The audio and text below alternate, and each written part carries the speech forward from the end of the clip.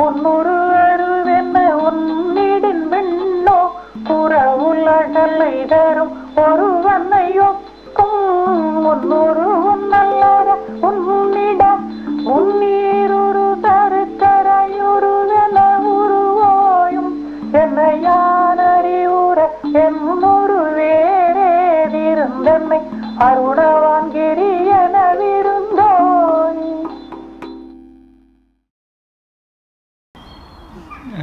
We are sitting here in the garden of Kenwood House in Hampstead Heath in North London. It's very beautiful surroundings all around. We have surroundings of rhododendrons. It's not looking so bright now as it was looking earlier when the sun was shining, but all this is outward beauty. Today we're going to be talking about a different type of beauty, not the beauty of physical appearance, but the beauty of Bhagavan's words, of Bhagavan's poetry in Arunachala Aṣṭakam.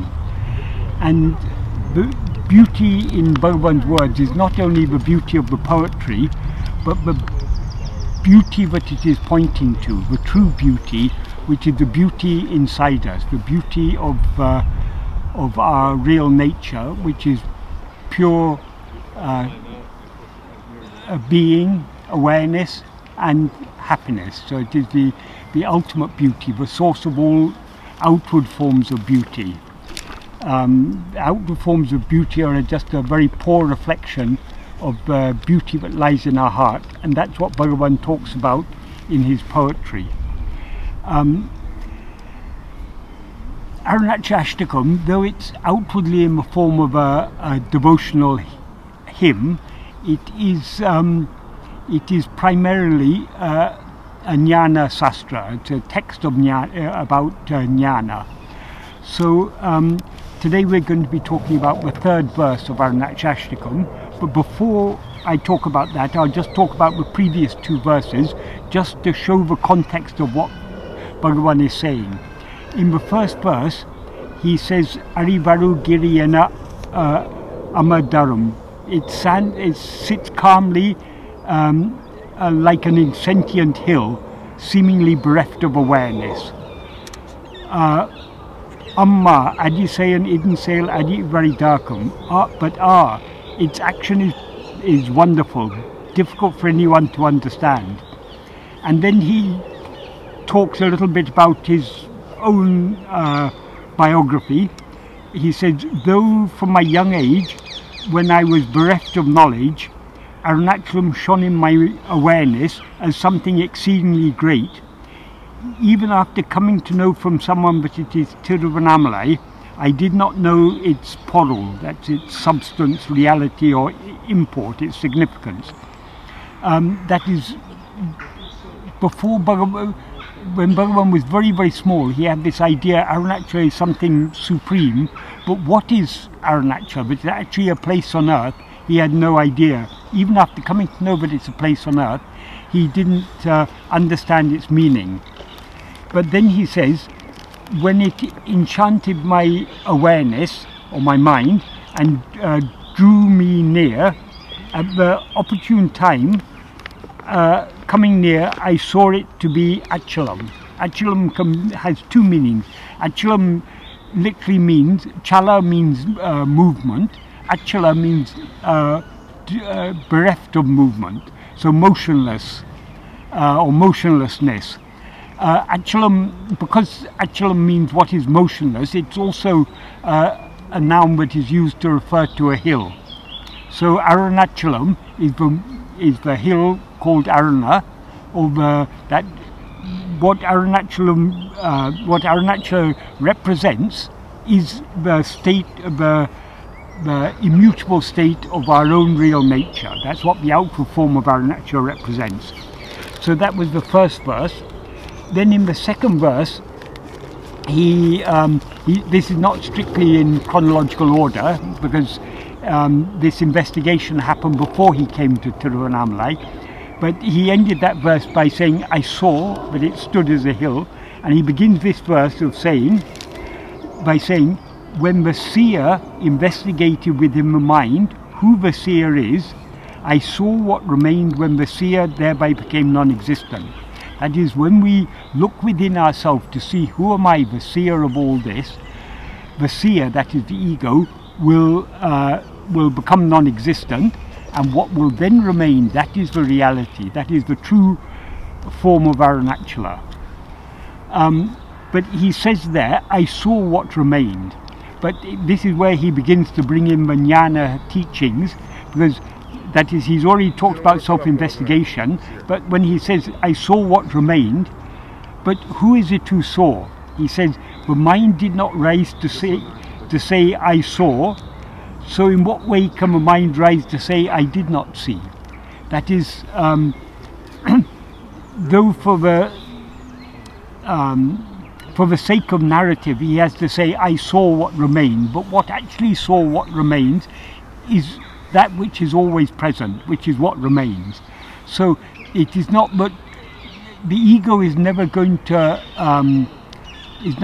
realize the self, as they say. The ego is never going to know its real nature.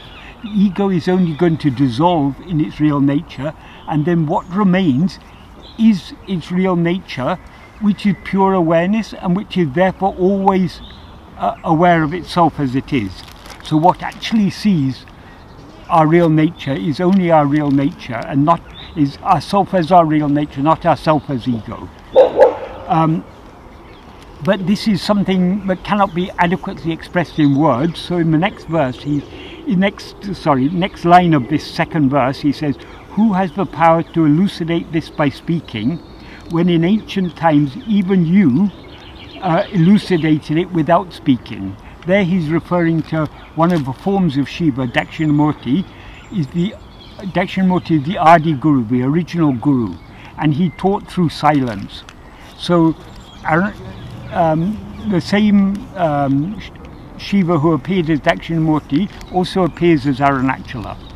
So he says, when in ancient times even you elucidated this truth through silence, by speaking. You elucidated it without speaking. That means you elucidated it in silence. Who has the power to elucidate it by speaking? And then he says, in the last line of this verse, he says, "Only to elucidate your state without speaking, you stood as a hill shining from earth to sky." So here Bhagavan is explaining what is the significance of Arunachala, of the outward form of Arunachala. Arunachala is a hill. Its significance is it is there to elucidate its state. What is its state? Its state is the state of Achalatvam, of perfect motionlessness. So he's talked here both about investigating within and about the significance of the outward form of Arunachala. The outward form of Arunachala is there as Guru to teach us to turn within. So, but we have this, these two things, there's the inward investigation and the outward form. So here in the next verse he talks about worship of form and formlessness. This is the third verse. This is the main verse that we're talking about today. In the first line he says, ṉuruveṉa ṇuruveṉa. That means when I approach thinking of you as a form, nilamisai malaiyeṉu nilaiyiṉai, that you yourself stand as a hill on earth. So what Bhagavan is saying, if he considers God as having form, the form of God is this hill. God stands on earth as this hill. Not only God, Arunachala is God and Guru. The function of Guru is more important than the function of God, because the function of Guru is to teach us to turn within, to know ourselves as we really are, which is knowing God as he really is, because God is nothing other than our own real nature. So here he says, if I want to consider you as a form, you are the form of this hill. But in the second line he says, ṉuṛu aruveṇa unnidil. if one thinks of your form as formless, or if one meditates upon your form as formless, viṇṇokura uluhu alayum tarum oruvaṇai okum. One is like someone who wanders about the world in order to see the sky. What is the sky? The sky is nothing but space, which is ever present. We don't have to go anywhere to see the sky because the sky is omnipresent. If we go looking for the sky, however much we approach the sky, it recedes from us. Likewise, if we try to conceive of God as formless, we can never capture the formless nature of God by thinking of him as formless, because the very idea of God is itself a form. So the idea of that God is formless is itself a form. So we can never grasp the true formless nature of God by thinking of him as formless, is what he's saying there. It is like wandering around the world trying to see the sky, which is ever present. But then he says he explains what is the correct way to experience the formless nature of God, or that's our own true nature, which is the formless nature of God. He says, ṉuṛu vuṇalaṟa nīdā. When without thinking one thinks of your form, munnī ruṟusaruk karaiyuru one's own form will cease to exist, like a sugar form placed in the ocean. That's if you put a sugar doll in the ocean, it will dissolve in the ocean. Likewise, if we try to think without thinking of the form of Arunachala, we will dissolve in that. What is the form of Arunachala? The true form of Arunachala is only pure awareness.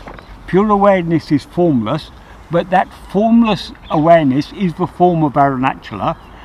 How to think without thinking?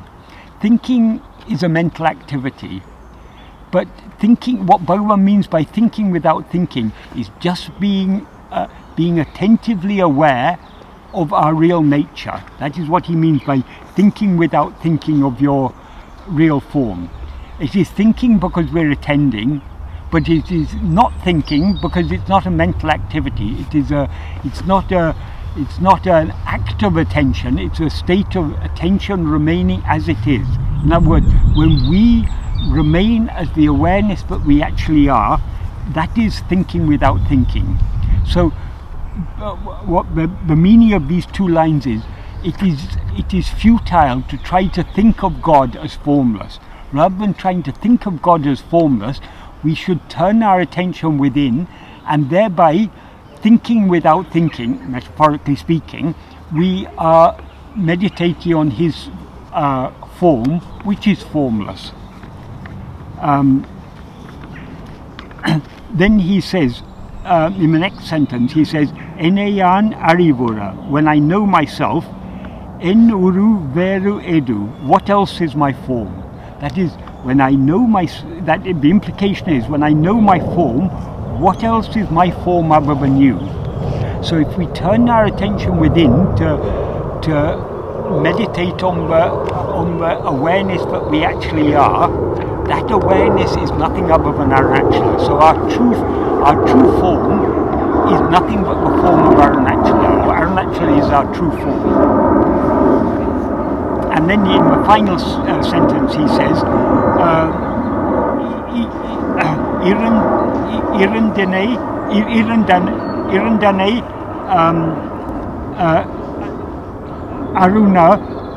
Arunavaṇṇiyē.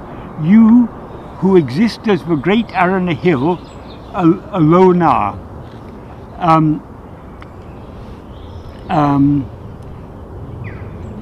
That is, Oh yeah. This is after saying that. When I know myself, who else am I? That means who else am I other than you? You alone exist. You who stand here as who exist here as the great Arunachala hill. You alone exist. That is, what Arunachala is the pure awareness, which is the sole reality. What alone actually exists. So, what he says here: when I know myself, what else is my form other than you? In other words, I am nothing other than you.